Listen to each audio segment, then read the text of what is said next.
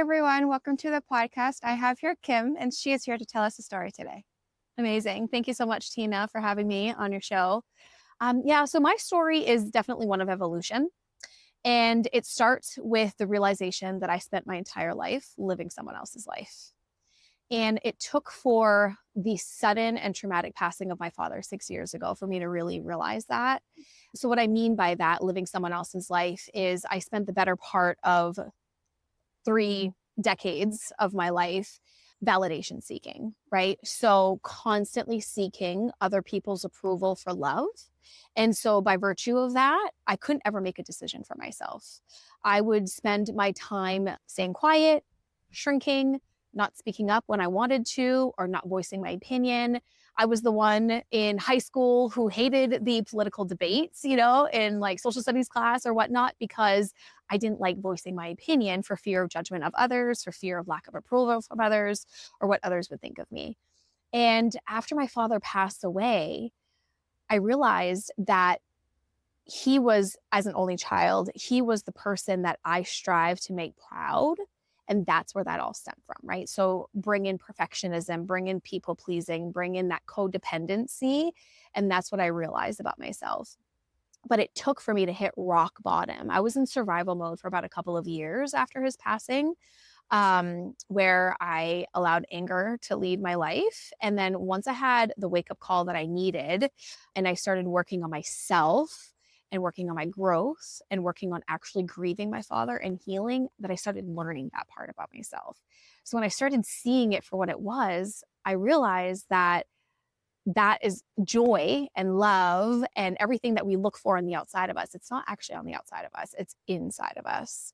And so once we can start working on that and healing ourselves, then we can really find the joy and the love and the happiness and everything that we search for, because it's already within us, right? Mm-hmm.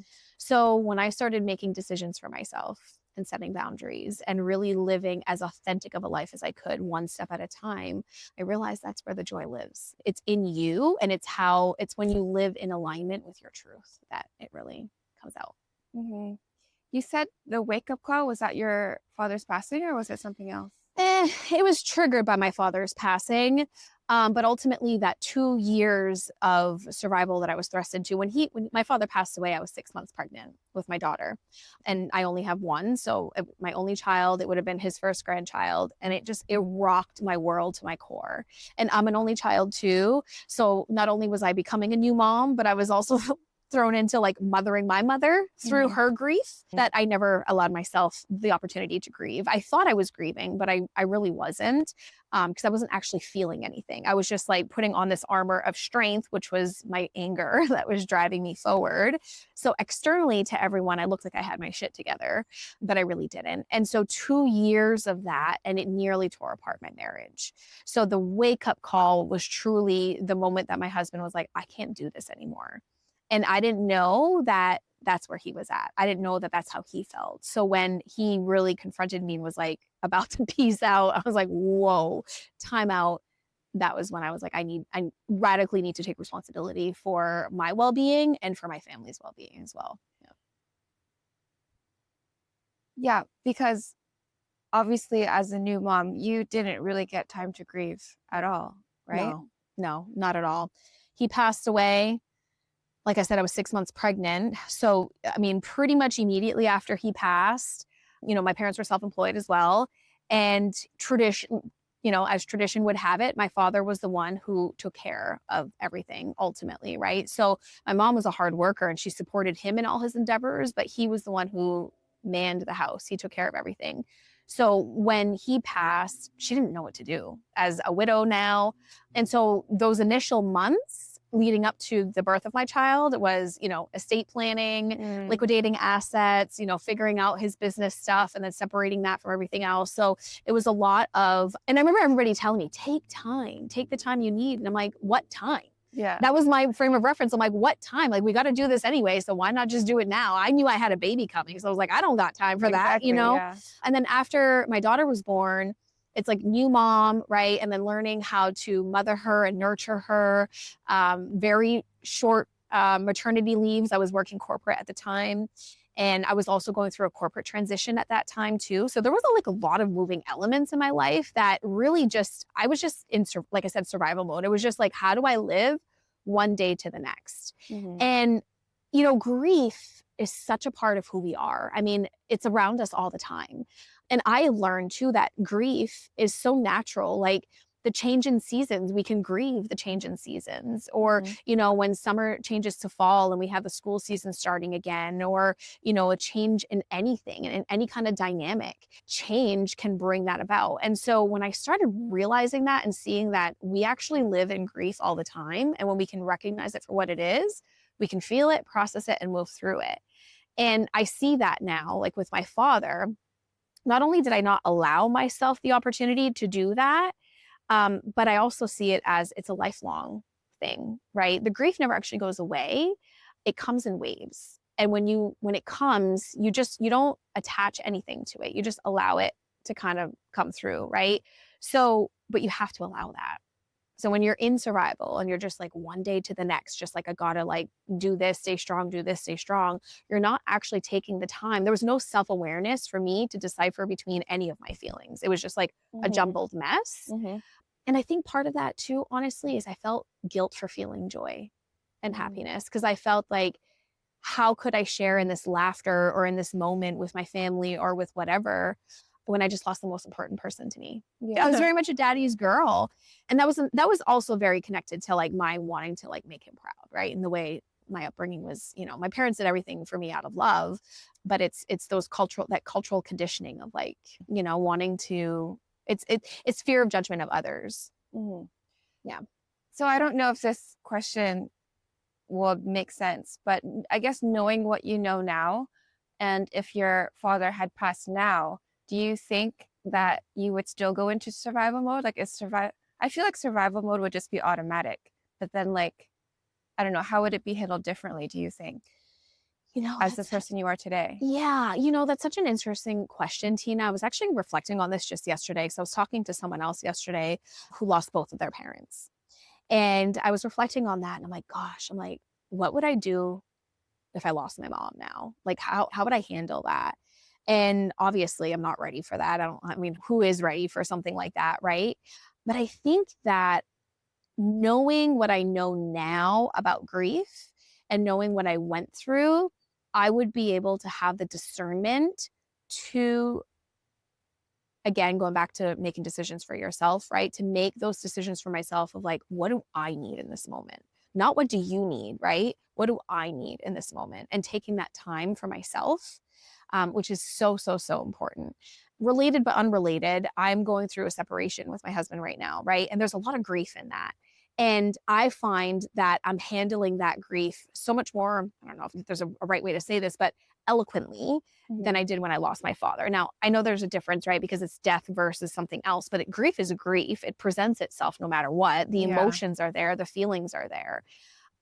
However, going back to your actual question, I think if my dad died now versus 6 years ago, I don't know how I would handle it, because it's truly my father's passing that thrusted me into that self discovery journey, that healing journey. So if that hadn't happened, I don't know if I would be on this growth journey now. Had I not gone through the growth journey, I don't know that I would know how to handle the grief. Does Mhm. that make sense? Yeah. But I'm saying, if you did something happened and you went through the growth journey Yeah. anyway, Yeah.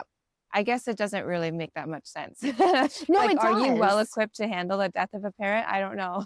I mean, Can I you don't be? I don't know if you ever can be, Yeah. right? Because that is such a huge loss. Um, but, or not but, and there's no but here, but it's and, right? Knowing where I am now compared to where I was 6 years ago, 100% I can handle it a lot better, because I now know how I have the tools in my toolkit, we'll say, right? And I know how to, I'm more aware of when like I was talking about the wave of grief, like when that comes in, I know I can recognize it for what it is. Yeah. So it could just hit you at any moment, right? You could hear a song on the radio and all of a sudden you're thrust back into like a memory and you're hit with like an overwhelming amount of sadness, for example, right? That's grief. Mm-hmm. And so when you can recognize it for what it is, like now, especially since processing the separation with my husband too, when I get that wave, I'm like, okay, this is grief. It's okay. It's not who I am. It's just a feeling, right? The feeling is not who we are. It's just a feeling, and it just needs to pass through us. Yeah. So yes, it is the growth and through that self-discovery journey that I believe that you are more equipped to, whether it's grief or something else, you are definitely more equipped to handle it. Is it easy? No, it's very uncomfortable. Grief is grief, loss is loss, change is change. But when you can recognize it as a natural part of life and flow with it rather than against it, that works in your favor. Mm-hmm. Yeah. And then what about the joy side of things these days? How are you bringing that to the center? Yeah. The joy has been probably the one that has been the more challenging for me to find within myself. And that has taken for me to shed a lot of those layers. And what I mean by that, the layers I'm talking about is that the self-discovery, the layers of self-discovery. And as I shed layers, meaning of pain, grief, turmoil, people pleasing, perfectionism, whatever that is, the more I shed, the more I see who I am in my heart, in my core, and I see my truth. And the more I step into that, the more I'm motivated to be more myself. And so that joy that we seek, that really lies in authenticity. So when you can show up as yourself and you voice your truth and you set your boundaries and, you show up fully as yourself, it doesn't matter what anybody else thinks because you have accepted yourself at that point. That's where the joy is. It really is about finding yourself within to find that joy and that happiness. So we were just talking earlier at the retreat that we're at about the big dreams. Yeah. Was that easy for you to come up with them? Because I'm still trying to figure out what my big dreams are. So I love this question actually, because I was reflecting on this. And, our coach obviously is always encouraging us to dream big and to really lean into our vision, right? And so for the longest time, my vision, my big dream was to find joy. For me, that was a stretch, right? It was to find love for myself. It should just be happy. And so whenever I would tap into like, what is my dream? What is that? It was always going after those feelings.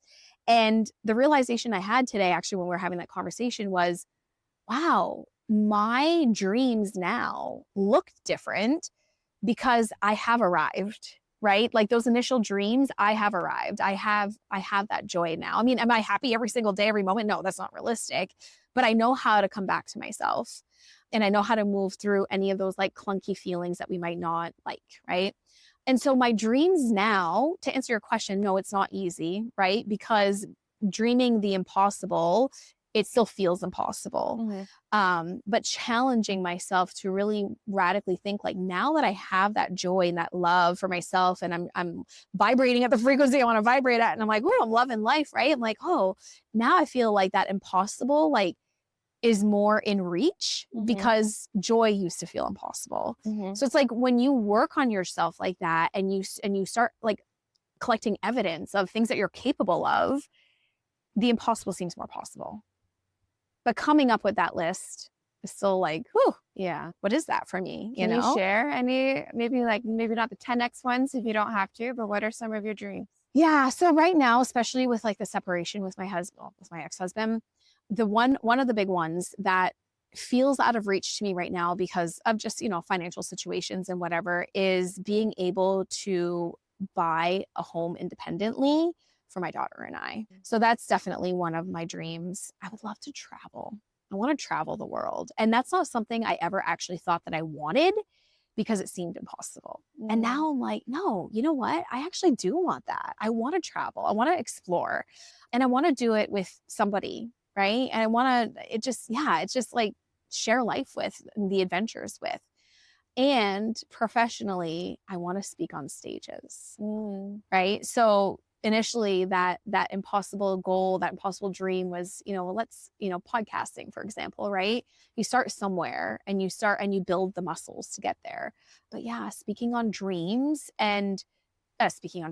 stages and knowing that when I'm there, my business is operating like effectively behind me. So like building that ecosystem where I can separate myself from it, and go have an impact. What is it that you want to speak on?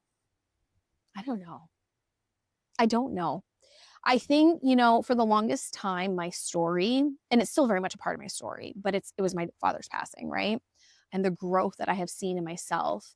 And that is in large part with finding my voice. That really is what I'm referring to here, right? The boundaries, like the staying true to yourself, like it's really finding your voice and making those decisions for yourself. And that was my journey of self-discovery, was finding my voice.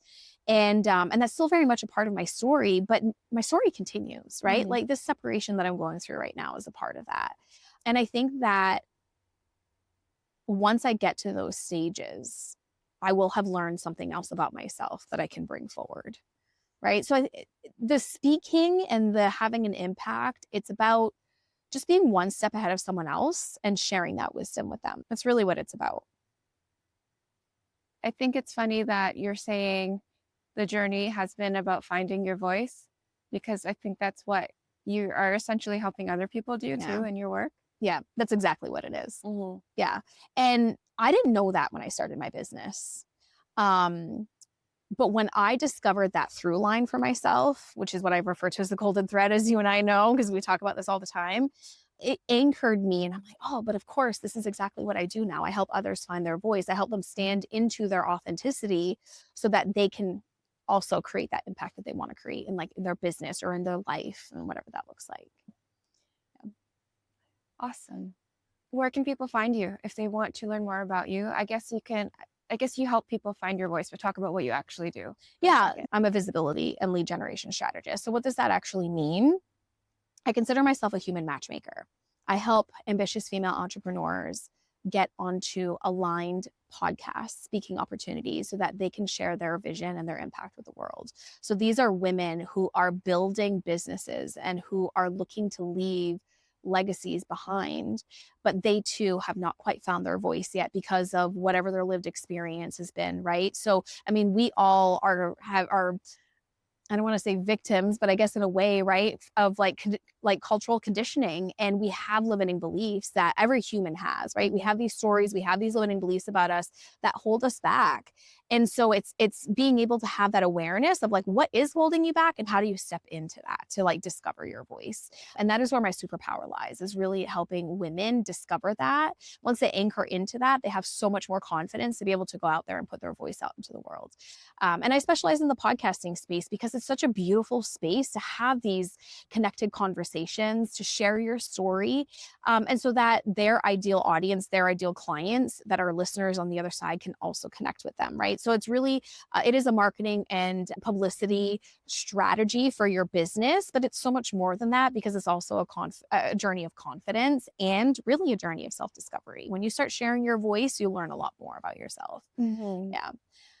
I love podcasting because you can get so much more deep on a podcast too, versus just like social media and other stuff like that. Yeah. And so let's plug your Pitch Accelerator, because I'm a coach in it. Yes, you are. Tell us more about that. Yes. So the Pitch to Shine Accelerator is my passion project. And it's more than just a passion project. It really is just something that I'm so deeply, deeply committed to, because it's a community-based space that you come in.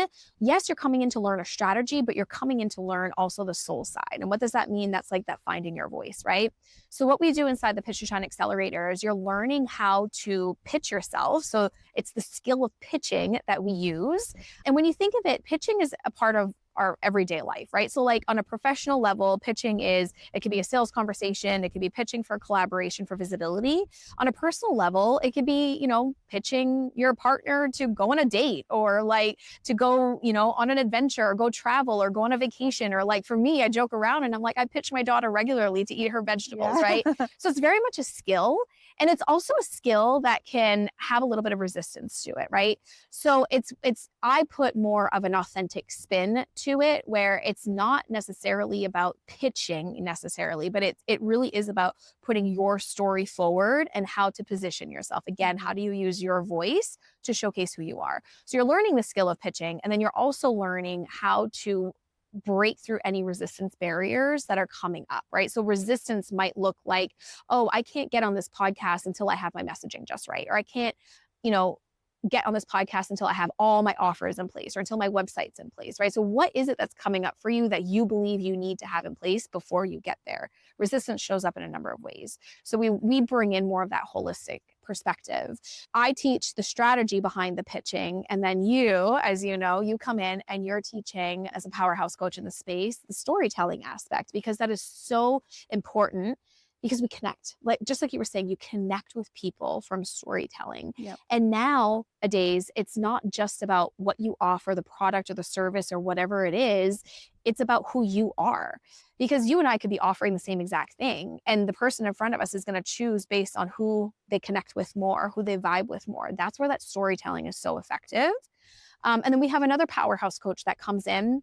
She brings in that grounding, the soul side that really helps us anchor into ourselves so that we can work through any of those resistance barriers so that the strategy we're learning, we can now put into place. Because it's not just about learning something new, it's about integrating it. And so, yeah, so the Pitch to Shine Accelerator, the objective behind it when you come in is the goal ultimately at the end of your time in the space is you're looking to get yourself on 10 plus aligned podcasts within 90 days.